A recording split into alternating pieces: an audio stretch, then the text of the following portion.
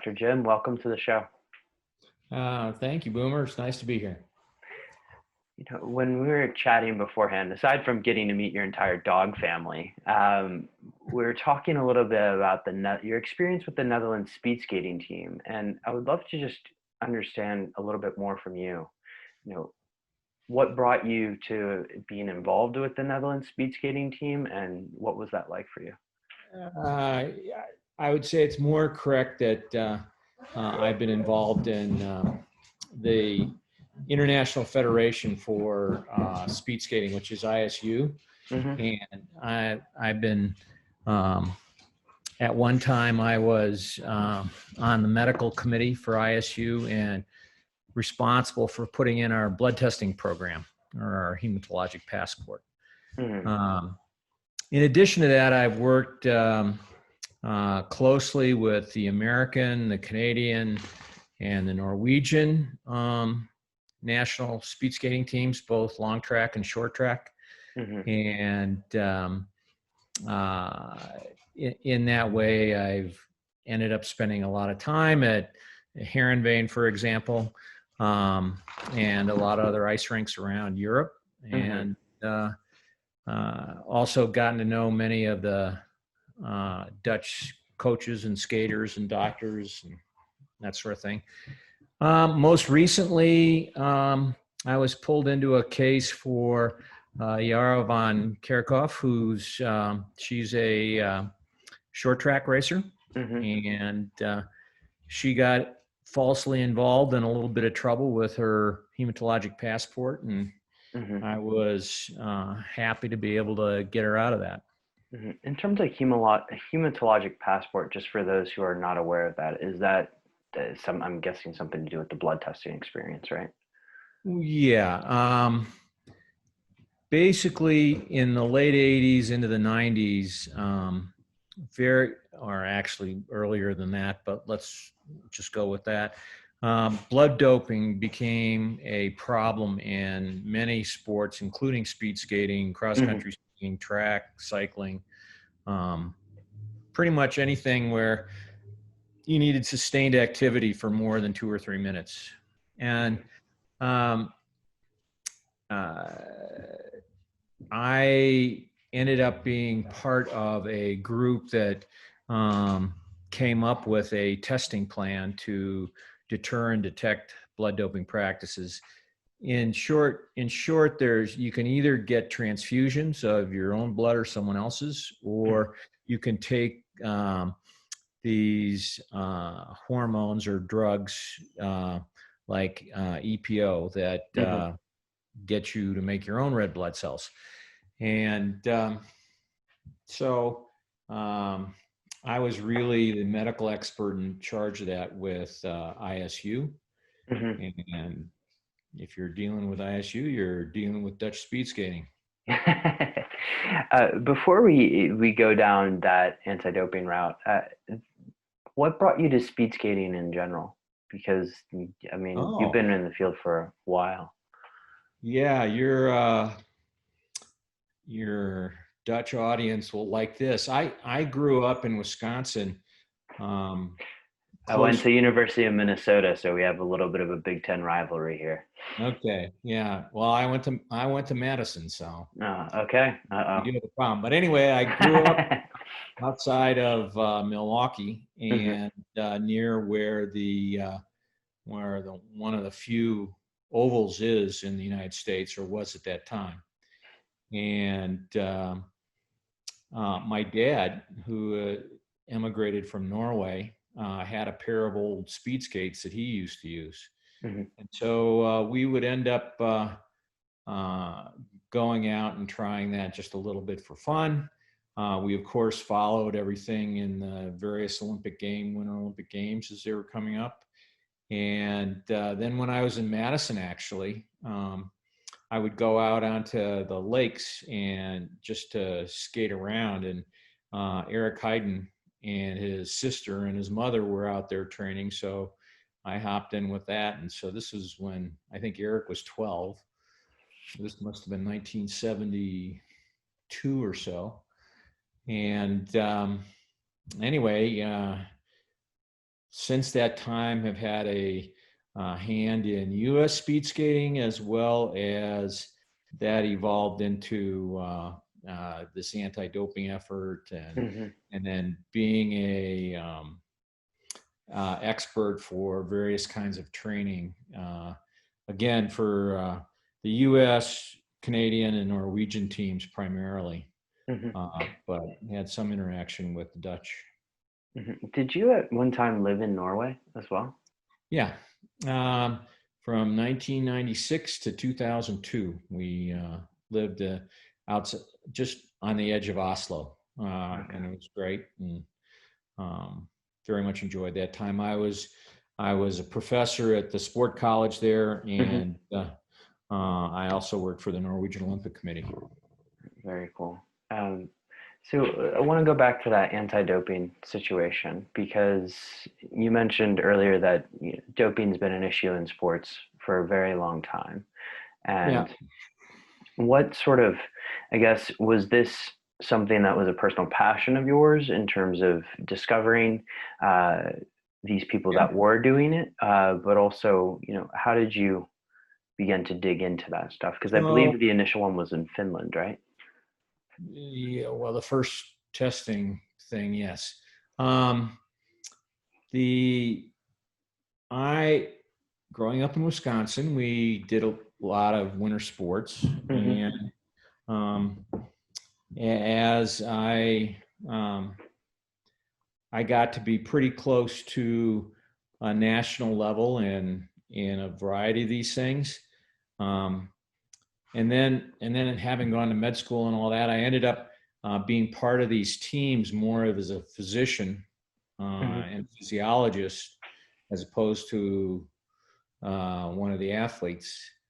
But in those roles, I saw that we were getting beat by people who were doing some pretty strange things. And you kind of have a couple of choices. None of us like to lose. And so either we had to join them or somehow arrange to deter their use. And obviously the ethical choice is to try to deter their use.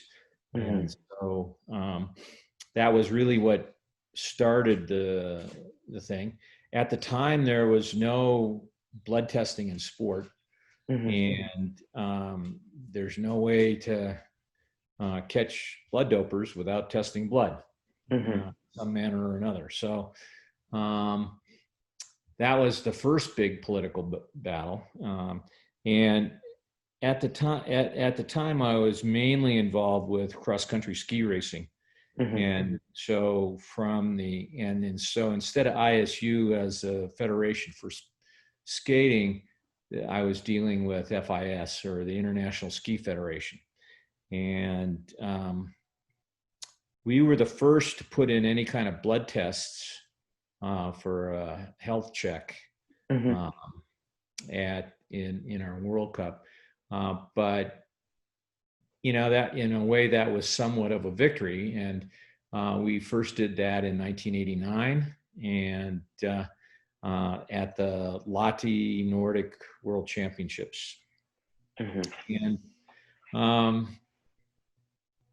basically, we ran some tests to check the people's hemoglobin concentration, as well as we tested the blood for EPO, and we tested what's called a partial agglutination reaction, which tests for the use of someone else's blood.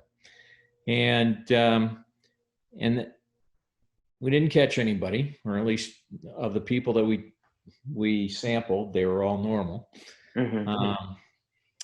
But it was a bit of a victory, because it was the first time in international sports where we were able to take blood samples. And it kind of seems, maybe it seems a little silly now, but in my first efforts to get testing put in, I was told, it's way too invasive to draw blood on somebody. And, what are we going to do with all the medical waste? And, and it's just, a lot of nonsensical. Another one was, it was against someone's religion to have blood drawn. And anyway, there was a million and one excuses why we couldn't do this. And it was actually a good political victory to be able to sample blood. Mm-hmm.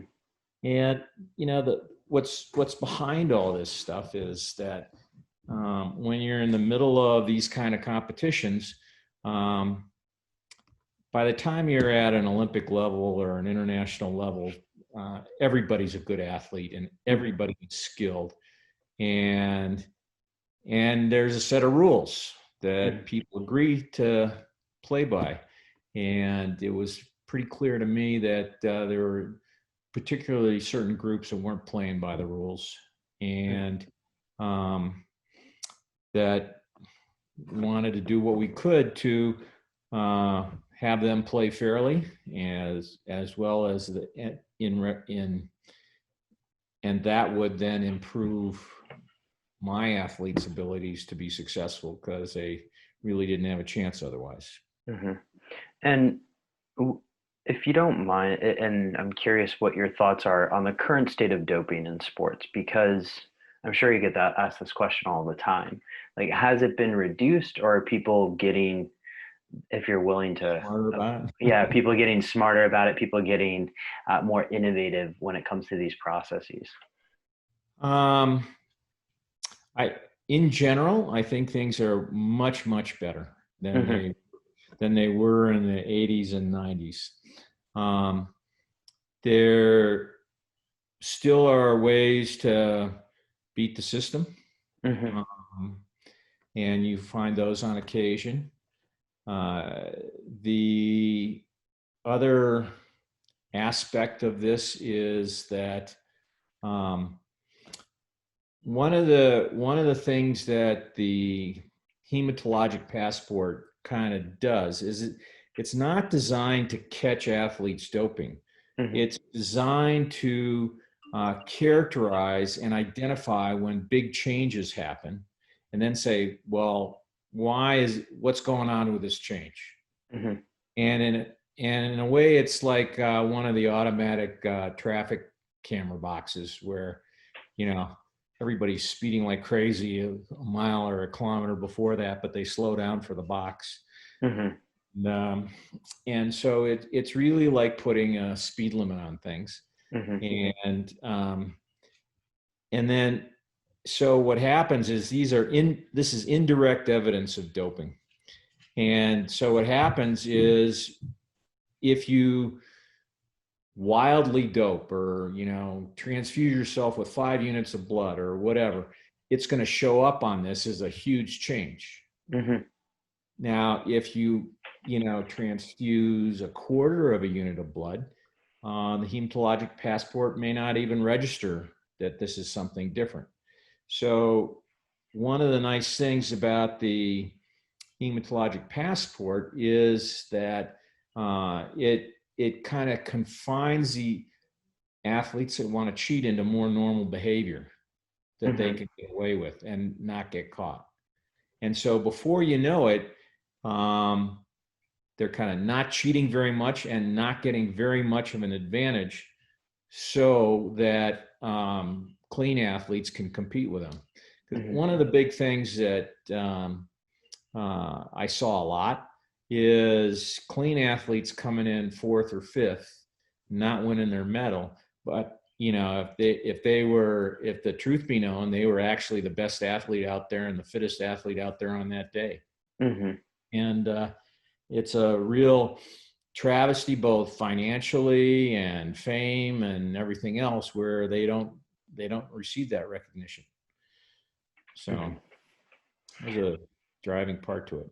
And so we think of, rather than kind of good cops and bad or whatever, we want to essentially, it's not like we're trying to say, okay, you were doping. We're trying to say, okay, everybody's got to more or less play on a safe and even playing field. And we'll see to carrying that out, so that there's an even competition. One of the things my audience may not be aware of is that you originally co-authored the paper on Live High, Train Low. And I would love to just explore the potential benefits of this for instance, a cognitive athlete. Like, could there potentially be benefits for a cognitive athlete in a living high, training low scenario? And what would those be? The short answer is yes. Mm-hmm. So when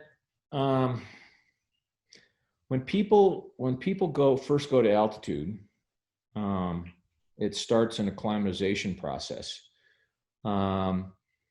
And that acclimatization process, strangely enough, when someone goes to altitude, their problem is they're not getting as much oxygen as they needed to. Mm-hmm. And you need oxygen to think and to do pretty much anything. And so adaptations are put into place to try to mitigate the lack of oxygen that may be there.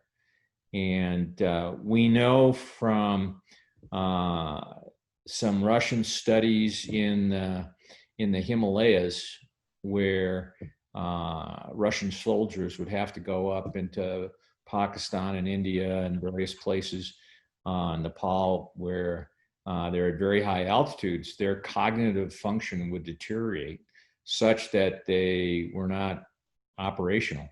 Mm-hmm. But that if they would spend 2 to 3 to 4 weeks there, then all of a sudden these things would come back. So whatever adaptations they got from that altitude exposure helped them with their cognitive function, certainly at altitude. And, you probably have the same thing coming back for a while. So I live in the Netherlands, and this is a selfish question, which is exactly at sea level.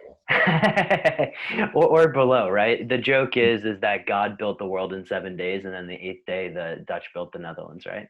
And so I have almost the exact opposite situation that I would want.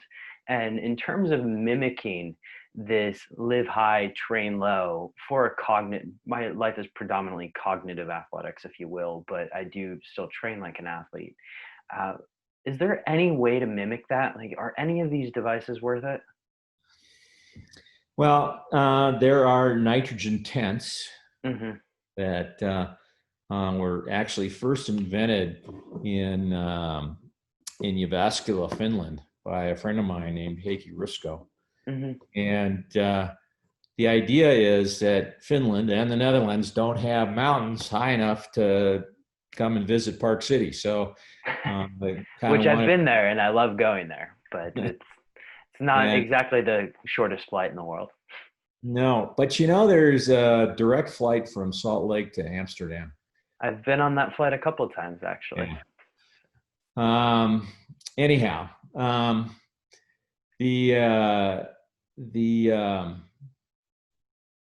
idea is that you can create these little microenvironments that simulate altitude. Mm-hmm. And we know they work for increasing red cell mass, and they can induce the ventilatory changes we see with altitude exposure. I don't know that anybody's really done a lot of cognitive testing before and after or in between to see what's going on, but there are ways of simulating altitude at sea level. Mm-hmm. If you were to design your own experiment here, what would be kind of the amount of time you'd want to spend in one of these nitrogen tents, if you will, to try and simulate this and perhaps do that cognitive test? Yeah, so imagine a spectrum of creating hypoxia from putting a plastic bag over your head, which is a pretty small volume, but very effective if it's sealed right, and all the way to living in the mountains where everything's hypoxic. So somewhere in that spectrum is the situation that works for the individual, depending on where they happen to be. And then the next overlay is, okay, if and generally, if you're creating these situations, you want to live there for a substantial length of time.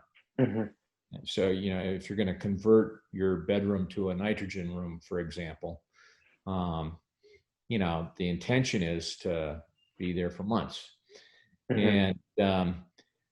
And yet one has to balance the volume of space you're making hypoxic with the psychological cost of being cooped up into something. So We've all felt that recently, right? yeah, right, Mm-hmm. exactly. And so here in Park City, where I get outside and everything's fine, Mm-hmm. that's a very nice psychological situation.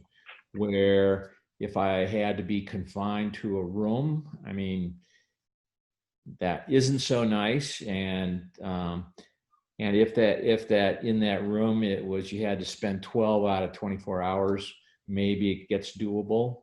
Mm-hmm. But then one of the things that's on the market are basically little camping tents that you can do this Yeah. with, or things that you just put over your bed, and that spending significant time in there has its psychological cost. Let's put it that way. Mm-hmm. And so, you have to figure out what's right for you with all this stuff. Okay. And then once you come down from altitude, is there a particular length of time that before you just adapt and go back to quote unquote normal for Yeah. that? So different adaptations come and go at different rates. Mm-hmm. So generally it takes about 4 weeks to have a significant increase in red cell mass. Mm-hmm. And you have that significant increase or a benefit for about 4 weeks after you leave. With the ventilatory adaptations that happen, they usually come within a week, and they're usually gone within a week Mm-hmm. once you come down. So there's lots of little small things that probably can't be studied. One of the things that's a common observation for whatever reason is that people that have spent time at altitude adapt really quickly when they come back to altitude again. Mm-hmm. And now whether that's they've kind of learned how to behave or there's some residual adaptations, who knows, maybe both. So Where does blood flow restriction training come into this entire picture? Because you've yeah. had this massive career in performance sports. At what So point did you discover this? specifically, I became aware of the original Japanese version, Katsu, back in 2000, probably 11. Mm-hmm. But it wasn't so much of that. So I would say a common thread throughout my career has been the use of hypoxia, one way or another. In the case of blood doping, obviously increasing red cell mass is a way of delivering more oxygen to the tissues that need it. And altitude training is about being hypoxic and having the proper adaptations happen there. The thing about blood flow restriction training, it's another way of inducing local hypoxia in the Mm-hmm. working tissues while leaving the brain and the heart and the rest of the organs to get the normal oxygenated blood. And so it ends up being a very interesting tool to start separating kind of the systemic from the local effects of hypoxia, and that's what the attraction is from a scientific standpoint. And you've spent time in Japan studying this, I believe, right? Uh-huh. Right. And so I guess, looking at just the wide range of benefits in terms of blood flow restriction training before we get into that, just kind of, if you don't mind explaining to people exactly what is blood flow restriction training Yeah. and why we should be interested. Yeah. Great questions. Um, the short answer is that it's anti-aging medicine. Okay, that's something that's going to light up a few people that are listening to this, by the way. Right, and it should, because this is really the cat's meow in terms of us optimizing our health span and our lifespan. Mm-hmm. Uh, but let me sort of get in it, because it's actually there's two things. One is science has not fully understood how the body adapts to exercise stimuli. And some recent things, and actually work over the last 20 or 30 years at my institution in Dallas at UT Southwestern, provided a background to really understanding some of these things, what produced what. And so we all kind of have this image in our head. If you want to get good at something physical, you ought to go do that thing, and then you get better at it. And that is kind of the standard approach with weight training, where let's say you want to get strong biceps, you end up doing bicep curls. And the idea is that you're training that bicep muscle and its tendons and everything else to be able to do more work. It turns out that, and we've all heard from our training backgrounds, or at least American football players have, about no pain, no gain. And, I had that drilled in my head growing up. Okay, there you go. And the thing is, that's not right. Mm-hmm. But in some ways, it is if you start flipping things around. So we're not talking about pain, but the way that the body adapts to physical stress is it's sensing what's going on in those tissues from sensory nerves. And those sensory nerves take information back to the brain that something is happening. And usually if you're exercising hard or long or that sort of thing, the tissues that are working send a signal to the brain that's saying, hey guys, this isn't a lot of fun here. We ought to stop at mile 20, or let's put that 300-pound weight down. And that fatigue signal ends up not only letting the organism know that they're fatiguing, but it is also the initiation of the processes that will then rebuild the tissue and take it even farther. So what happens is, and the body does this with a lot of different things. There's sometimes the signal is an alarm signal, but it's also a stimulus to produce the solution for whatever the problem might have been. And so what Be Strong training does, and BFR training in general is supposed to do, is it biohacks or sends a signal to the brain to adapt without having done the long or intense exercise it takes to send that signal normally. Mm-hmm. So you don't have to be out at mile 20 on your marathon.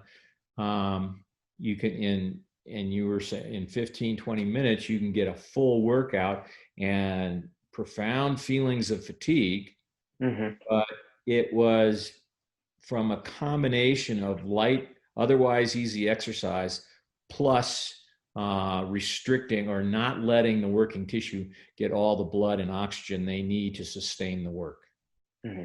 So that combination has created what I call a disturbance of homeostasis in the working tissue. Mm-hmm. And there's various biochemical things that are associated with that, but suffice it to say that disturbance of homeostasis, number one, is sensed by the brain, but also in itself starts local upregulation of protein synthesis and a lot of other things, trying to repair the damage it thought was being done. Mm-hmm. The trick is we really didn't do any damage. Yeah. And so you start adapting and getting better right from the get-go. And in as few as 3 to 5 to 7 workouts, you can notice significant improvement in strength and ability to do things. Mhm. So, And so you kind of hit a very strong buzzword with this audience, which is 15 to 20 minutes. And wow, I can get a complete workout and it's extremely effective. Now, uh, there's a few things that I would love to just kind of follow on and double click here. Uh, on those various mechanisms that actually cause this to work, you touched on one with kind of protein synthesis, but what are some of the other things that happen within the muscle that, because we're not tearing muscle here necessarily, if I understand that right? right. What other things are going on that cause people, because when I came across blood flow restriction training, it was that bodybuilding crew that was really using it to get quote unquote swole. But what are some of the things that are going on that help build that muscle in such a short time? Yeah. So essentially, we're tipping the balance between buildup of tissue and breakdown of tissue. Mm-hmm. And so we're kind of optimizing things. Not only does the disturbance of homeostasis, and for example, those things include a drop in the pH or the amount of acid increases in a cell, Mm-hmm. the PO2 or the amount of oxygen goes down in that cell. Shortly, the cell starts to run out of ATP or intracellular phosphates, really the energy currency of the cell. And when you get low levels of intracellular phosphate, then electrolyte gradients don't work right, and all sorts of things. You start going outside of these ranges of parameters where things can work right. And that in and of itself is a stimulus to protein synthesis in the cell to try to fix these problems. In addition, it also starts a process where we increase the number of anabolic hormone cell receptors on the surface of the cell, so that any anabolic hormones or anything else that are coming along are more likely to bind to that cell and more likely to amplify the anabolic processes that are going on. And so one of the things that we do know is that a Katsu work, or the study was done with Katsu, is that 15 to 20 minutes after a decent Katsu workout, you increase growth hormone production from your brain. And growth hormone, in turn, stimulates the liver to make more IGF-1 or insulin growth factor 1. In addition, it stimulates the testes to produce more testosterone. All of these things, if you will, there's an anabolic or building milieu that is created that amplifies anything that was going on.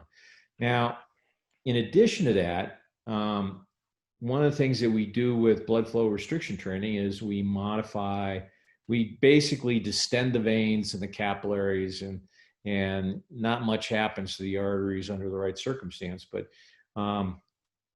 we end up, when we do exercise, imagine we have this extremity that's full of blood because it's kind of gotten backed up. And then you do a muscle contraction, and that muscle contraction squeezes this blood out and puts it back into the central circulation. And so what you have with capillaries and veins is you have all this distension and emptying of these walls, and that actually causes a series of things to build new and better blood vessels, or new and better endothelium. Mm-hmm. And that's a big part of the anti-aging thing. Mm-hmm. So when we're built, and this has been done, there's a paper by a guy named Larkin that was in Medicine, Science, Sports, and Exercise, I believe in 2014, 2015. Anyway, he looked at increases in mRNA, or the initial building block for a particular kind of protein, specifically for VEGF, HIF1 alpha, nitric oxide synthetase isoforms, And all of these things are critical components to building new and better blood vessels. And he found that these things were sometimes tenfold stimulated by blood flow restriction training compared to normal training alone, or the same kind of work alone. Mm-hmm. So we know that we have very powerful, or we have data that says we have very powerful stimuli to increase size and strength of muscle, to decrease fat mass, or to mobilize fat stores and decrease fat stores, and to build new and better blood vessels. There's also information that we can improve bone density, as well as improve the tensile strength of tendons and ligaments. Mm-hmm. There's even a rat study that showed that a version of blood flow restriction training in a rat, where they tie off the femoral artery. Yeah, I was going to ask how that actually works with a rat, but it ends up cutting down. It doesn't cut all. It restricts blood flow into the extremity, and the rats can't run anymore, but they can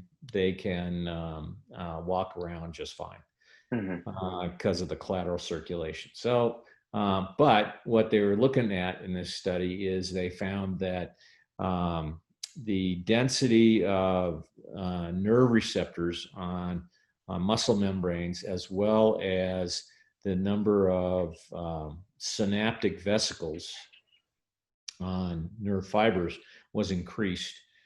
These are called nicotinic acetylcholine receptors.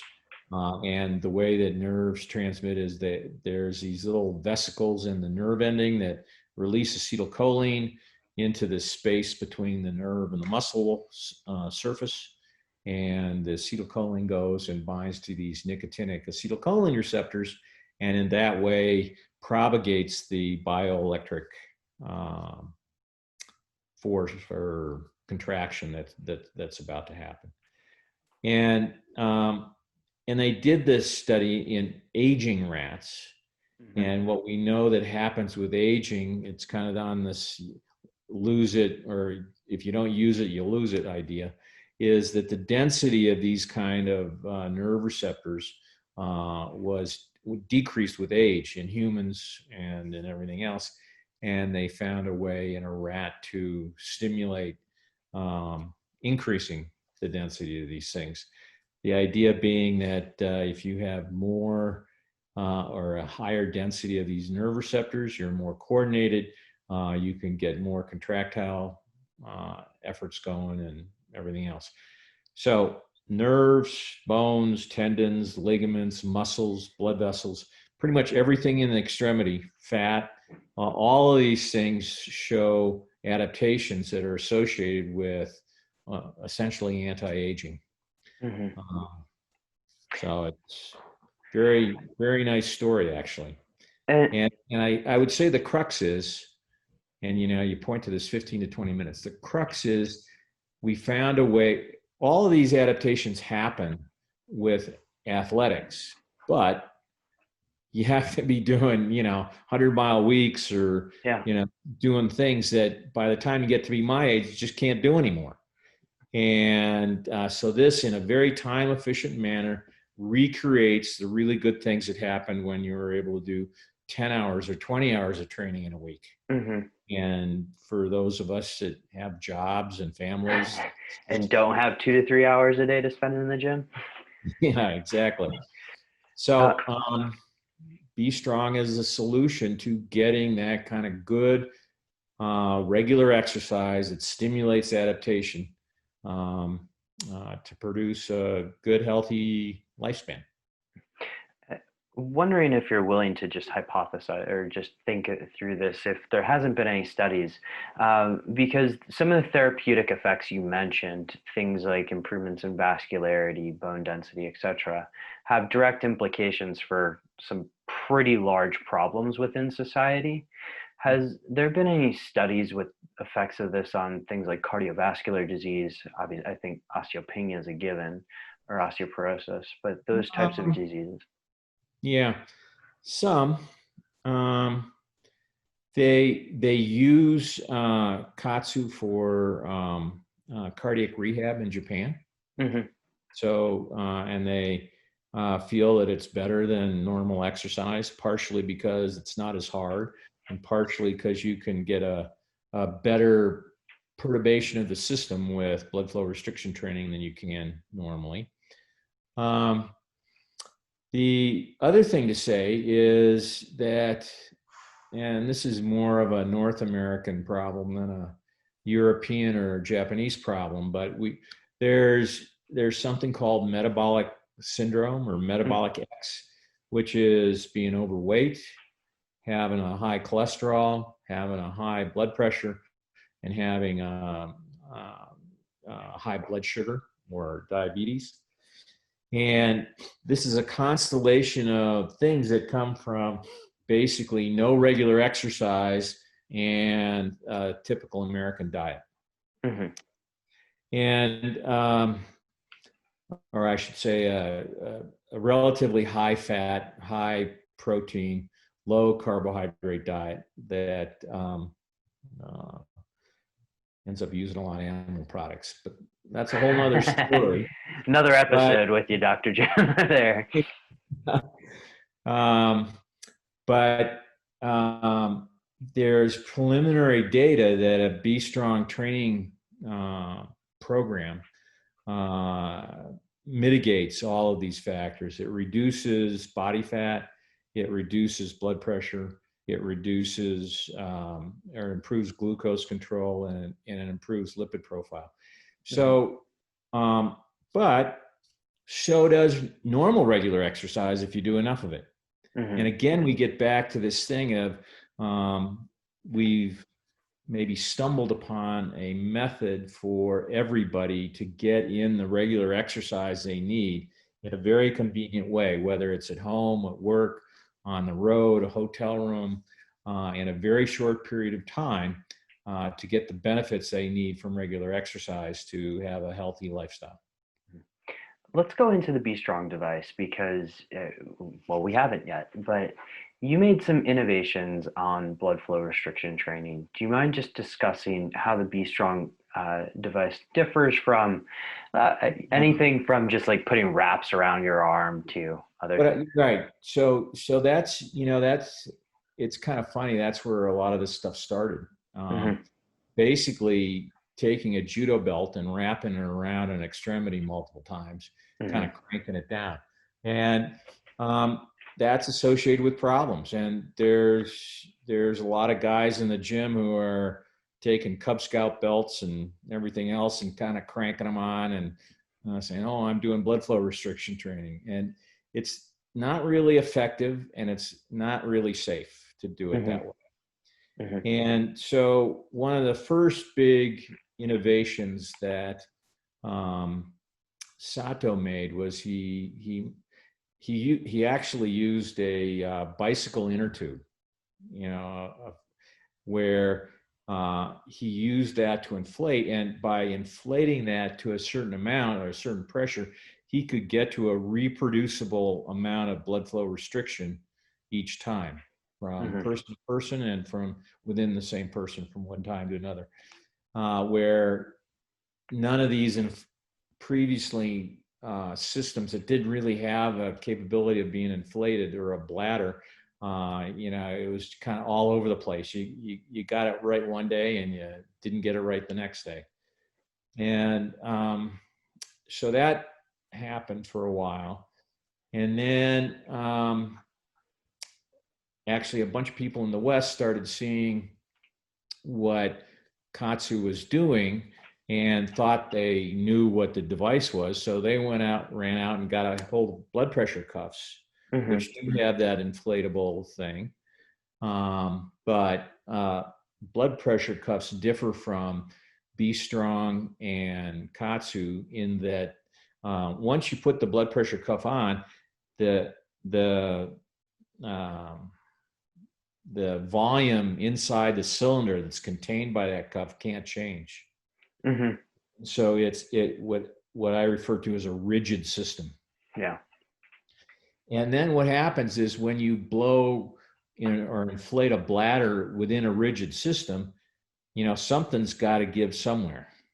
Mm-hmm. And the first thing that happens is you collapse the veins because they're a pretty low pressure system. And so you collapse the veins. And then by the time you get over arterial blood pressure, you've occluded the arteries as well. But beyond that, there's not much else that can leave this cylinder that's contained by this rigid outer cuff. And so when you exercise, muscles swell, just normal. And also, as you're doing a contraction, the muscle is shortening, but it's getting fatter. Mm-hmm. So now all of a sudden you're taking up more space in this cylinder that is contained. And one of the things that Sato did in one way, we did in another way, which is to make it have elasticity to this outer circuit. Mm-hmm. And that really creates a safe and very effective way of doing blood flow restriction training. So, two big things. One, the inflatable aspect, so that you could control how much pressure was going on. And then secondly, the elastic aspect to accommodate muscle contraction and muscle swelling as it goes, and to only really restrict the venous outflow and still allow arterial inflow, which is key to safety. Mm-hmm. So, none of the other systems do that except for Katsu and Be Strong. And we do them in different ways, where when you inflate our device, it actually, the whole band kind of contracts and mm-hmm. helps with the blood flow restriction. Where when you inflate a Katsu device, it expands and stretches in kind of all dimensions. Mm-hmm. That's kind of the big difference between us. But the kind of so what of that is that it turns out that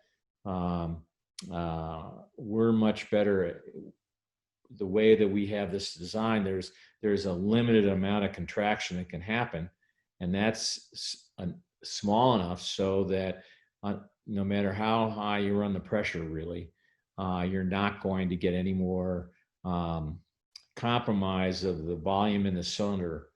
And we've done it in a way where it ensures the arterial inflow into an extremity is maintained, which is a really big deal. It sounds a little weird, but it's a really big deal for making a safe system. Yeah. Can I just double click on that for a second? Because if I'm hearing that correctly, you guys have a web app which explains how to set this up and sort of the ideal pressures for the individual. If I read what you said correctly or heard, because I'm not reading right now, can I overpump the system and therefore create this situation of occlusion, or is that impossible to do? You never want to say anything's impossible, mm-hmm. but under normal circumstances, placing the bands in the right place, using our pump that has a limit of 500 millimeters of mercury, you can pump. Our recommendations typically for arms might be from 200 to 250, but you can go to 500 and still have the arterial inflow maintained. Mm-hmm. So we end up, these absolute statements are they're dangerous, I know. But if the bands are put in the proper locations and our pump is used and our recommendations followed, it's virtually impossible to occlude arterial inflow. Mm-hmm. Because the muscle isn't necessarily tearing, can I use it every day? Yeah. So one of the big things that a lot of the power sport athletes found, whether it was bodybuilding or weightlifting, or, for example, alpine skiing, and in my case that we're very involved with, they normally would have 48 hours between really hard, intense workouts. Again, because some muscle was damaged in the course of the workout. With Be Strong, instead of every other day, you can do 2 workouts a day if you wanted to, and you recover quicker from them. And if you're getting, let's say, 4 times the impulse or the stimulus to move forward, you're going to end up adapt quicker, and particularly if you haven't done any of the damage in the first place. So, and then another factor is kind of age. And as we age, we're less tolerant of hard work. And so what I would say is that athletes who are used to training in their 20s and 30s, they might do 2 Be Strong sessions a day. Kind of recreational or everyday folk between, I don't know, 40 and 60, maybe they do 5 days a week, or maybe they end up finding out that 3 is as much as they really feel good about handling. And it has to take into consideration all the other things that are going on in their lives. And but it's kind of nice to get into a weekday routine of first thing in the morning, you do 15 to 20 minutes and you're off, just like you brush your teeth, and you're off on a good path. I would say that the elderly, 80s, elderly is getting older as I am, but people in their 80s end up kind of drifting into about twice a week as what's right for them. So, yeah. On the 2 sessions a day, which is, by the way, how you outlined it in terms of waking up and basically, instead of brushing my teeth, I put on the Be Strong. I do brush my teeth eventually. Brush your teeth too, Boomer. Well, I'm glad we have the Zoom, because then you couldn't smell my breath. I'm joking. But in terms of other exercise, because there is a lot of people listening to this, myself included, that have this sort of Puritan work ethic and feel like they have this need to run, swim, jump, all of this stuff. Yeah. Is anything else fundamentally needed, or is that just sort of added bonus afterwards? No. Well, I think there's lots of reasons to exercise. One of the reasons to go cycling or jogging or playing tennis or soccer / football or whatever is because it's fun. And then another component of this is usually, maybe not so much when we're younger, but as we age, we need to be doing fitness activities so that we can enjoy these. They're certainly exercise activities, but the basis for them is fun. And health for that matter. And the lifestyle that I would recommend creating is one in which, you kind of get the chores over with in the morning, first thing, include a Be Strong session. 15 minutes is good enough on a daily basis.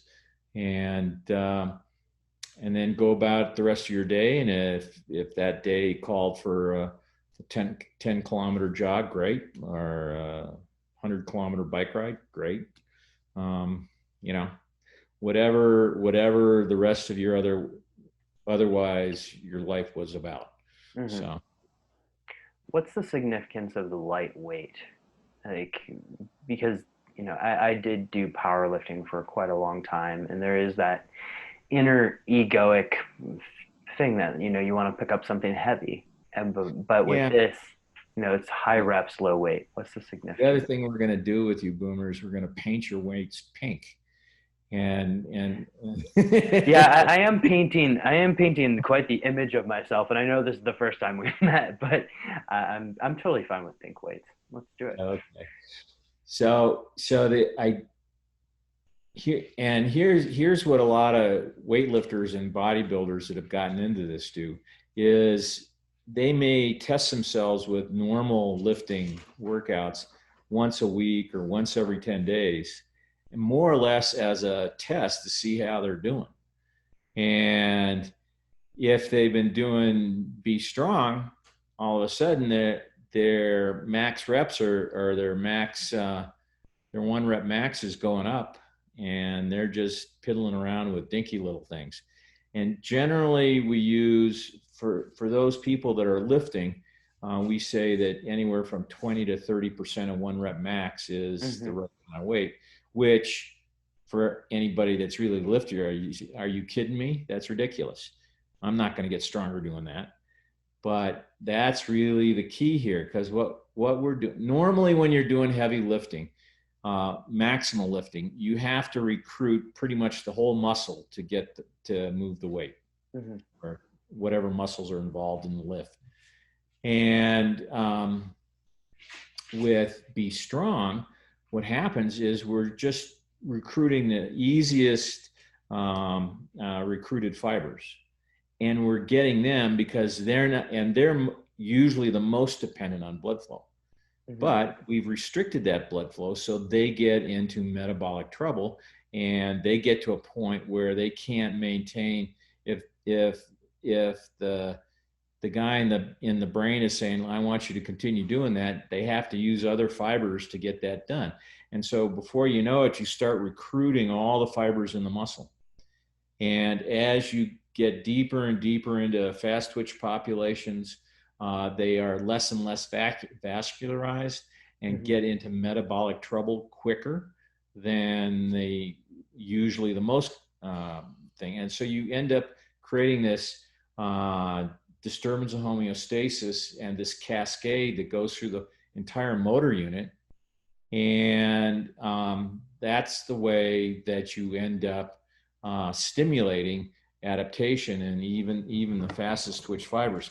And we know this because there have been muscle biopsy studies that look at, one measure of the use of a fiber is that it's become glycogen depleted from the work it's done. And we can see that with elastic BFR training, we can deplete all the fibers in a particular muscle. So we know we're getting into those faster twitch populations and stimulating those fibers that you can either do with a heavy lift, or you can do with a combination of a light lift and blood flow restriction, end up producing that stimulus for adaptation. One last question before I transition. And just let me actually add one thing. And one of the things is, and I'm sure you can relate to this, is, let's say you're doing some heavy squat or something, and you're saying, well, can I add another, 10 kilos onto the bar or not? And then maybe you get into the weight and you get through 1 rep and you go, I don't know if I'm going to be able to do that second rep or whatever. With blood flow restriction training, you may be doing squats with just the bar and really getting fatigued, but you're able to take that risk of doing that last 2 reps, because it's no big deal if you drop the bar, where if you lose control of 200 kilos over your head, that ends up being a problem. And so you can actually press yourself into a greater degree of fatigue with blood flow restriction training than otherwise. And if you do happen to lose control of the weight, you're not going to hurt your back or drop it on your foot or your throat or whatever. My L4, L5 thanks you already. There you go. In terms of just one last question before we go into just some final rapid fire questions. The effects of this, are they systemic, or should I be doing training splits of kind of upper, lower? How do you look at that? My short answer is both. Okay. There are definitely local effects, and to get specific adaptation for, let's say, specific lifts, you're going to want to do those lifts. But the big key to this thing is the systemic effect of inducing this anabolic hormonal cascade. So both. Thank you for all of this, Dr. Jim, and just a huge debt of gratitude before I get to those questions, because this device, I've enjoyed it. I like changing workouts from time to time, but like there's something about the Be Strong. One, I could throw it in my carry-on, which is extremely important to me. And I don't need much in terms of accessories with it. You mentioned the pink dumbbells, if you will, but bands, whatever it is, I can use, and you don't need much, and you can do it everywhere. I've done it on Zoom video calls. You can get a workout in the time it would normally take you to get to the health club. Yeah, it's crazy. And I haven't done the 2-a-days yet, but you've seeded the idea with me, so I'm probably going to do that very soon. So thank you for this. You can also get on that bike behind you. I haven't done that. Again, another great idea. So yeah. I'll let you know how that goes. Maybe I'll post a video on that one too. Okay. Final rapid fire questions for you. What excites you most about the health world right now?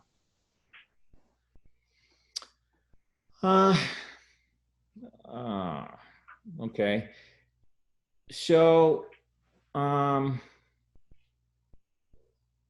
the deal used to be, some lion came along and bit you in the leg, and you sought out the doctor to try to fix the damage that the lion did, or you were skiing and you hurt your knee or whatever. And so or you developed a fever and you got sick. So then you sought out medical help to deal with a specific health issue. And that's evolved into heart attacks and all sorts of other things that in my mind are labeled disease care. Mm-hmm. And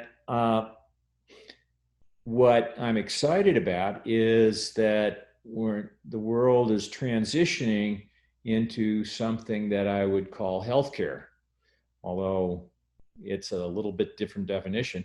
And that basically is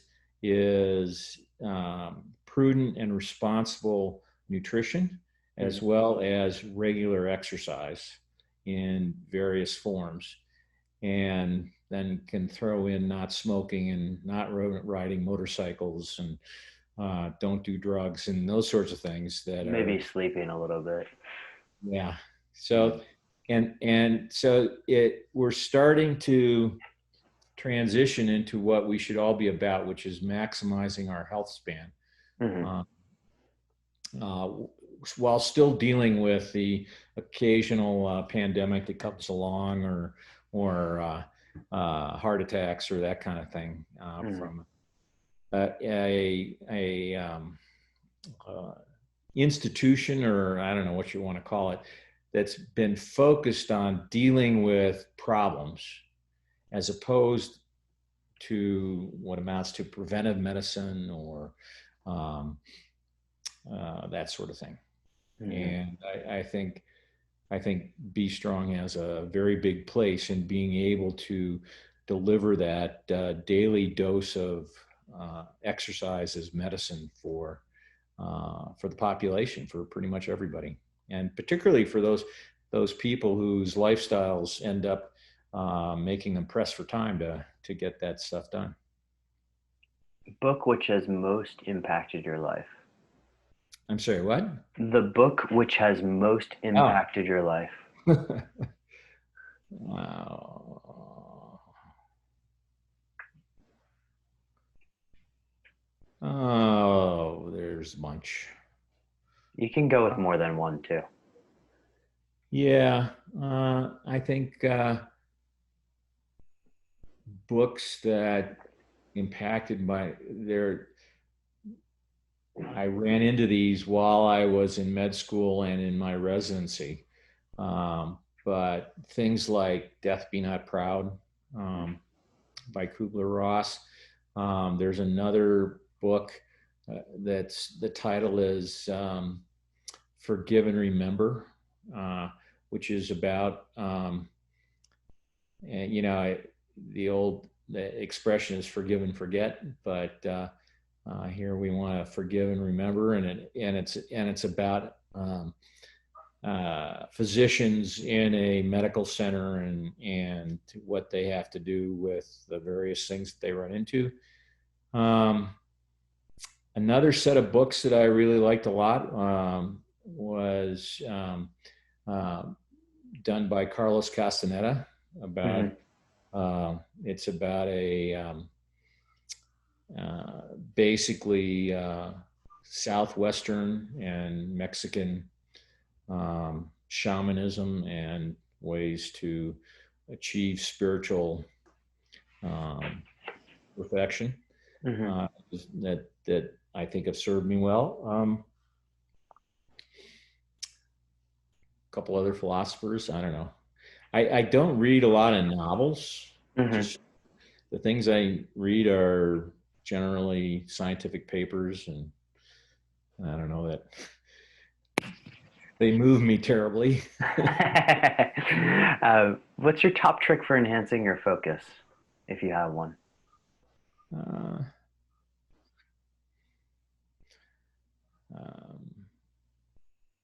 don't know, just trying to lead a healthy lifestyle, I would guess. And Dr. Jim, where can people find out more about you and this fantastic device that you've created? Well, I would direct them to our website, the letter B, strong.training. That's pretty much the best place these days to go for things. Amazing. Dr. Jim, thank you so much for taking the time today. This has been an absolute pleasure and really big education for me. So thank you again for everything you do and the device you've created. It's fantastic. Well, thank you very much, Moore. It's a pleasure to speak with you and happy to do it again. To all the superhumans listening out there, have an epic day.